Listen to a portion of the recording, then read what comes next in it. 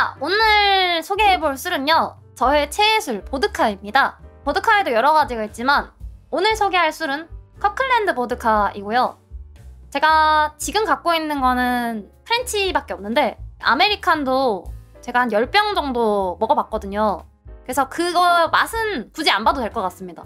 그래서 오늘은 여기에 대해서 설명을 해보고 프렌치 보드카를 마셔보는 시간을 가지도록 하겠습니다. 뜨개자!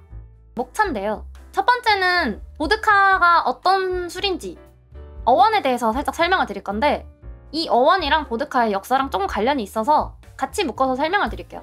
그리고 다음으로 제조 방법이랑 특징에 대해서 설명을 드리고, 커클랜드 보드카는 어떤 보드카인지 아메리칸 프렌치 나눠서 설명을 드리도록 하겠습니다. 다음으로 음용법인데요. 사실 보드카가 워낙 기주로 많이 알려져 있잖아요. 칵테일 베이스로 알려져 있다 보니까 저보다 더 많은 종류의 칵테일을 알고 계실 거예요. 칵테일을 어떻게 만드는지, 무슨 종류가 있는지 이런 걸 되게 잘 아실 것 같아서 사실 그 부분에 대해서는 크게 준비를 안 했고요. 어떻게 내가 마시는지, 제가 어떻게 그렇게 많은 보드카를 비워낼 수 있었는지 자랑은 아니지만 어떻게 먹었는지 거기에 대해서 좀 설명을 드리려고 합니다. 자, 가볼게요. 보드카란 뭘까요? 알고 계시는 거 얘기해보세요. 야, 보드카 뭐냐? 러시아에서 만든 술이다. 물보다 알코올에 가까운 술이다. 도수 높은 술. 주정은 아니죠. 저기요. 완전한 주정은 아닙니다. 일단은 얘기를 해보자고 하면 녹말, 그리고 당 이런 거를 함유한 모든 재료 있잖아요. 여기에 대한 규정이 크게 없기는 해요. 그러니까 럼이나 뭐 위스키 같은 것처럼 딱 뭐뭐로 만들어야 된다, 메가로 만들어야 된다, 당밀이나 뭐 이런 걸로 만들어야 된다, 사탕수수로 만들어야 된다, 그런 게 없어요. 그래서 사실은 여기에 대해서는 나중에 말씀을 드리겠지만 감자, 밀, 호밀 여러 가지 재료를 다 쓸 수 있어요. 당이랑 녹말만 있으면. 그래서 이거를 발화시켜서 양조주를 만드는데, 양조주를 향미가 없어질 때까지 여러 번 증류하고 여과하는 과정을 거친 술을 보드카라고 하는 겁니다.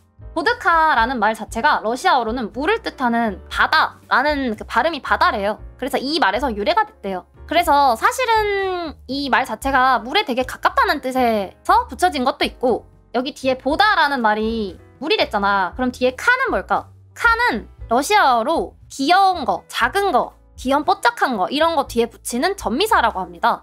그래서 뽀짝한 물, 약간 작은 물 이런 뜻으로 순수하고 깨끗한 이미지를 상징한다고 합니다. 이 바다라는 단어 있잖아. 이 단어도 사실은 생명의 물이라는 어원에서 나온 단어예요. 그러니까 생명의 물이라는 것이 베이스가 된 술이라고 할 수 있겠죠. 실제로도 러시아가 엄청 춥잖아요. 그래서 체온을 유지하기 위한 수단으로 보드카를 많이 활용했었고, 생명을 살리는 물이라는 이름이 그래서 붙었다라는 설도 있대요. 한 가지 더 덧붙이자면 실제로 보드카를 이용해서 사람을 살리는 경우도 있다고 합니다. 러시아 평균 수명이 짧은데 어떻게 생명의 물이냐 이럴 수 있는데, 진짜로 생명을 살린 사례도 있습니다. 어떤 거냐면 진짜 부동액을 실수로 마시거나 아니면은 술이 없어서 부동액을 마신 사람 있잖아. 그런 사람은 정말 맹독에 의해서 죽을 수도 있단 말이에요. 당연히 부동액 먹으면 죽겠죠. 근데 보드카를 많이 마시면은 목숨을 구할 수 있대요. 그 상태에서. 무슨 말이냐면 부동액이 간에서 분해가 되면 맹독 물질이 나와요. 근데 이 상태에서 보드카를 막 퍼마셔. 마셔. 그러면은 간이 알코올 먼저 분해해야 되는데 하면서 알코올을 우선으로 해독을 합니다. 그러면 이렇게 해독을 하다가 간이 지쳐버리는 거야. 죽는 힘들다, 나 오늘 여기까지만 일할래, 이렇게 해버리고 부동액을 분해시킬 여력이 없어서 부동액이 결국 오줌으로 배출이 된다고 합니다. 실제로 병원에서 쓰이던 치료 방법이었다는 사실. 부동액 먹으면 안 되잖아. 먹었던 경우가 있대요. 이독제도 뭐 그런 느낌이긴 하지. 아무튼 뭐 그렇습니다. 다 보드카의 역사인데요. 어떻게 생겨났는지, 그리고 현재에는 어떤 식으로 보드카가 널리 퍼졌는지에 대해서 알려드릴게요. 자, 보드카 역사 타임라인입니다. 첫 번째로는 보통 이제 보드카가 언제 생겼냐라고 하면은 이게 증류주기 때문에 12세기에서 15세기 이 사이를 꼽는 경우가 되게 많아요. 근데 처음에 보드카가 기원이 어떻게 되느냐라고 하면 동유럽, 특히 러시아랑 폴란드 중심으로 발달이 시작됐다고 합니다. 당시 곡물이나 감자를 발효시켜서 만든 알코올 음료가 최초의 보드카로 여겨진다고 해요.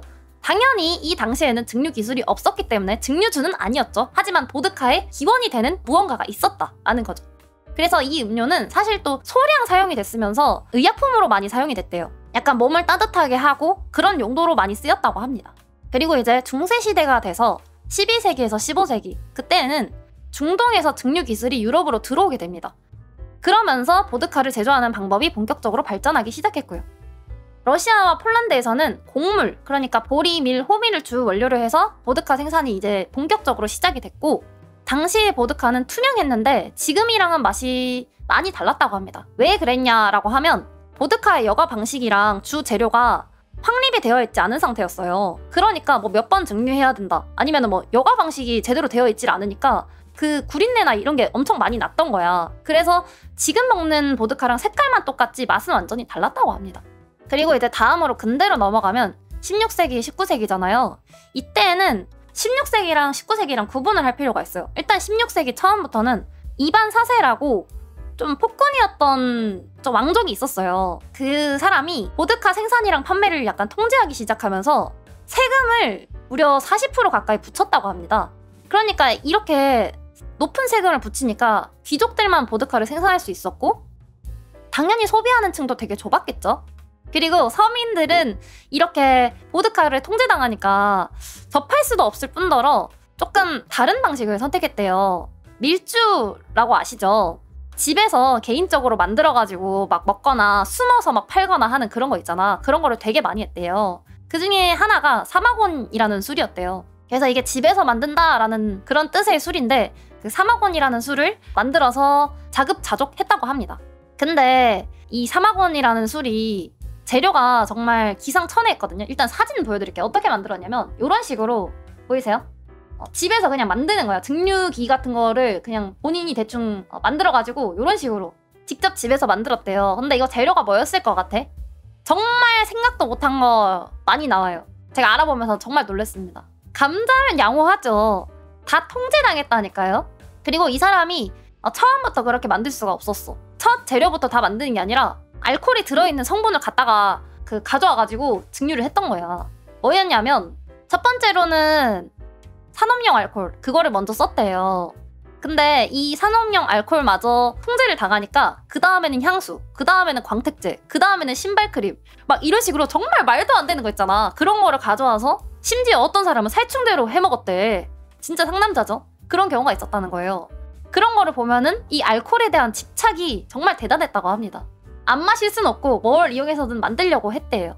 그리고 나서 이제 여기 뒤에 보시면 19세기 산업혁명이 일어나고 나서는 대량 생산이 가능해집니다. 그래서 보드카를 더더욱 좀 대중화시킬 수 있었는데요. 이 시기에 보드카는 러시아, 폴란드의 국민 음료로 자리를 잡았고, 후반이 되면서 약간 위생적이고 깨끗한 보드카를 만들기 위해서 연구도 되게 많이 하는 그런 정도까지 발전이 진행됐다고 합니다. 다음 이제 현대로 넘어가서는 20세기 초에 러시아 혁명으로 보드카 생산이 일시적으로 금지됐던 적이 있었거든요. 근데 소련 정부에서 보드카 생산을 재개하게 되면서 국가 경제를 지원했다고 합니다. 그리고 20세기 중반에는 스미노프라는 브랜드 아시죠? 되게 유명한 브랜드. 그 브랜드가 서구 시장에서 인기를 끌게 되면서 보드카가 전 세계적으로 확산되는 계기가 됐다고 합니다.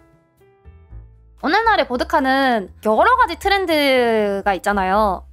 알고 계시는 것처럼 되게 특이한 시럽 같은 거나 플레이버 보드카나 이런 게 많이 등장하고 있는 추세라고 합니다. 이게 그 스미노프입니다. 되게 유명하죠? 병 보시면은 한 번쯤은 보셨을 수 있을 것 같긴 해요. 자, 보드카의 제조 방법인데요. 여기에 대해서도 조금 할 말이 있어요. 보드카가 다른 증류주랑 다른 점이 있잖아. 위스키, 꼬냑 같은 거랑. 예를 들면은 일단 숙성을 안 하고 만들어지는 족족 병입을 하잖아요. 이게 보드카가 순도, 중립적인 맛에 초점을 두는 술이라서 그런 거예요. 가장 순수한 알코올을 뽑아내는 것이 관건인데, 제조에서 가장 중요한 세 가지가 바로 원료, 증류, 여과입니다. 그래서 여기에 대해서 하나하나 살펴볼 건데요. 이 옆에 증류기 보이세요? 이게 보드카를 증류하는 증류기 중에 하나인데, 제가 가무치 설명했을 때 들으셨던 분은 알 거예요. 이 동그란 거 있잖아. 이 동그란 거 하나가 이 칸이 질러져 있는 개수랑 똑같다고 했잖아요. 그래서 여기 보시면은 그때 가무치가 한 칸당 9개인가 있었잖아. 근데 이게 지금 개수가 몇 개로 보이세요? 여기에도 있고 여기에도 있고 여기에도 있고 정말 많대요. 그래서 보통 20개에서 40개 정도의 칸이 질러져 있다고 합니다. 그리고 여기에 몇 세트씩 증류한다고 하면은 사실 한 번만 증류했을 때 20개에서 40개지 몇 세트 늘어나면은 몇 배가 계속 되는 거잖아요. 보드카도 항상 다 모든 술이 연속식으로 증류하는 건 아니라고 합니다. 프리미엄 술은 단식으로 증류하는 것도 있고 여러 가지 방식이 꼭 보드카는 이거다라고 하는 건 아니라고 하더라고요. 저도 알아봤는데 모든 보드카가 다 연속 증류인 줄 알았는데 또 그렇지는 않다고 하더라고요. 다음, 주 원료에 대해서 설명을 드리겠습니다. 먼저 보시면 오리지널 원료랑 기타 원료랑 구분이 돼 있잖아요. 오리지널 원료에 대해서 알아보면 일단 전통적으로 사용하던 원료입니다. 밀, 호밀, 옥수수, 감자 같은 게 있고요. 곡물의 경우에는 깔끔하고 가벼운 맛, 밀은 부드러운 맛, 호밀은 약간 스파이시한 맛을 더한다고 합니다. 그리고 감자는 약간 크리미한 질감이 든다고는 하는데 감자가 술로서 적합하지가 않다. 감자로 만든 보드카는 별로다. 막 약간 이런 식으로 얘기했었잖아. 그게 감자가 특유의 향이 있어서 술로서 사용하기에는 적합한 원료가 아닙니다. 감자가 충분한 녹말을 얻어내려면 완전 오랫동안 발효를 해야 돼요. 충분한 녹말을 얻기가 되게 어렵다고 합니다. 근데 이렇게 오랫동안 발효를 하면 감자가 어떻게 될까요? 감자가 흐물텅흐물텅해지면서 시커매지면서 안 좋은 냄새가 많이 나겠죠? 근데 이 냄새를 없애려고 오랫동안 많은 횟수를 여과를 해야 되는 거예요. 그러면 어떻게 되느냐? 감자가 싸서 술을 만들려고 했는데 여과가 너무 많은 돈이 들다 보니까 가성비가 안 좋아지는 거야. 맞아, 비효율이 극치가 되는 거야. 그래서 감자를 사용한 좋은 보드카도 있지만 대부분 감자를 사용하진 않는다고 하더라고요. 그리고 이제 밑에 보시면 기타 원료에 포도하고 시락 이렇게 돼 있잖아요. 얘 때문에 또 문제가 많이 생겼어요. 사실 얘가 2003년에 출시된 술인데 이게 포도를 이용해서 보드카를 만들다 보니까 좀 많은 반발이 있었어요. 포도로 증류한 술은 뭐 꼬냑 브랜디 아니야? 이렇게 얘기하시는 분들도 있었고, 아니 증류만 했지 숙성은 안 했으니까 보드카가 맞다 라고 얘기하시는 분도 있었어요. 그래서 이제 약간 자부심이 있고 내가 보드카 근본인데 어디서 이런 말도 안 되는 걸 가져와가지고 하냐 이런 얘기를 막 하는 거야. 와인이라고 하기에는 증류를 하긴 했으니까. 그래서 이게 혼란이 오는 거야. 야, 이게 무슨 보드카냐? 보드카는 자고로 뭐 아무 맛도 안 나야 되고 냄새도 안 나야 되는데 얘는 뭐 이상한 냄새도 많이 나고 막 이러면서 막 난리가 난 거야. 여기서 보드카 전쟁이 생겼다고 합니다. 근데 말이 전쟁이지 EU 내에서 벌어진 보드카의 정의를 논쟁하는 그런 사건이 발생한 거죠. 그래서 이 논쟁이 계속 되다가 결국에는 타협안이 나왔는데 보드카의 원료를 곡물이나 감자, 예전에 그 썼던 오리지널 원료를 사용하는 경우에는 따로 표기를 하지 말고 기타 농산물, 그러니까 포도나 사탕수수나 과일 같은 거를 쓴 경우에는 뭘로 만들었는지 꼭 표기를 해야 된다 하는 규정을 만들었대요. 보드카로 인정이 된 거죠. 이게 그 티토스인데요. 이 술도 되게 유명하잖아. 미국에서 되게 유명한 술인데 얘는 옥수수로 만들었다고 해서 한번 가져와 봤어요. 그리고 이거 포테이토 보드카 이렇게 돼 있죠? 쇼팽이라는 건데 얘도 되게 유명하다고 하더라고요. 감나로 만든 것 중에서 제일 유명한 술인 것 같아요. 얘가 그 논란이 되었던 시락이고요. 이거를 추천해주시는 분들이 진짜 많았어요. 제가 보드카를 좋아한다고 하니까 그러면은 시락 한번 먹어보세요 하시는 분들이 진짜 많았어요. 그래서 나도 한번 사봐야겠다 했는데 이런 그 역사적 배경이 있는지 몰랐죠. 사실 2003년이라고 하면 그렇게 오래된 것도 아니죠. 증류에 관련된 얘기를 해볼게요. 이 수많은 동그라미도 보이세요? 연속식 증류로 진행하는 경우에 대해서만 설명을 드릴게요. 왜냐하면 다음에 또 연속식이 아닌 보드카에 대해서 리뷰를 하면 그때 설명을 드리려고 좀 아껴두겠습니다. 설명하기 귀찮아서 그런 거 아니고요. 일단은 아까 이 사진 보이시죠?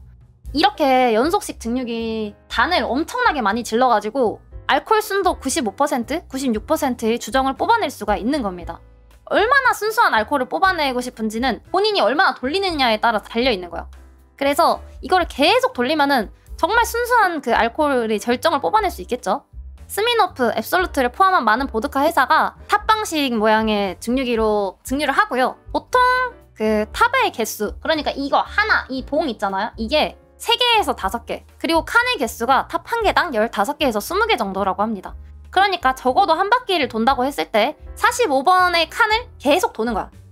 연속식 증류기를 사용하면은 장점이 있습니다. 첫 번째는 효율성인데요. 24시간 연속으로 운전이 가능해서 대량 생산에 적합하고요. 순도를 정말 고순도의 알코올을 추출할 수 있습니다. 그리고 당연히 일정화된 작업으로 진행을 하다 보니까 품질 변동 없이 균일한 맛을 유지할 수 있겠죠. 다음, 여과인데요. 보드카를 무색무취로 만들어주는 단계인데요. 활성탄, 즉 숯을 이용한 여과가 주로 진행이 되는데요.